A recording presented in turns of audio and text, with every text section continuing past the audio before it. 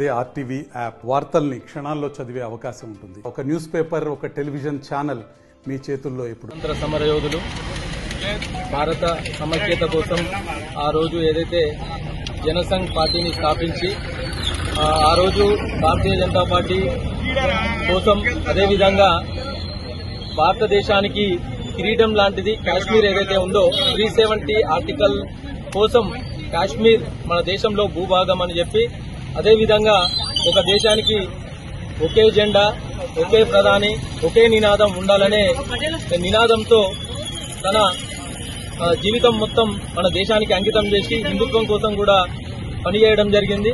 అటువంటి మహనీయుని ఆశయాలలో పార్టీ కార్యకర్తలంతా నడుస్తూ, అదేవిధంగా 2019లో ఆగస్టు 5న 370 ఆర్టికల్ను రద్దు చేసి నరేంద్ర మోడీ గారు, అదేవిధంగా అమిత్ షా గారి నాయకత్వంలో మన భారత భూభాగంలో కాశ్మీర్ ని కలపడం జరిగింది.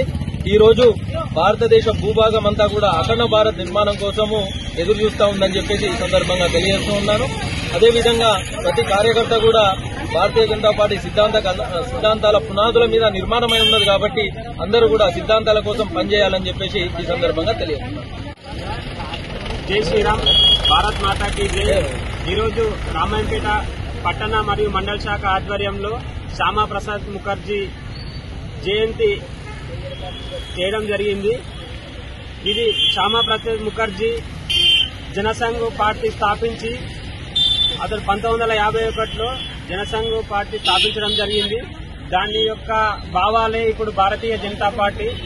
ఆయన ఈ దేశం కోసం, ఈ ధర్మం కోసం ఆయన ప్రాణాలు కూడా త్యాగం చేయడానికి వెనుకాడలేడు.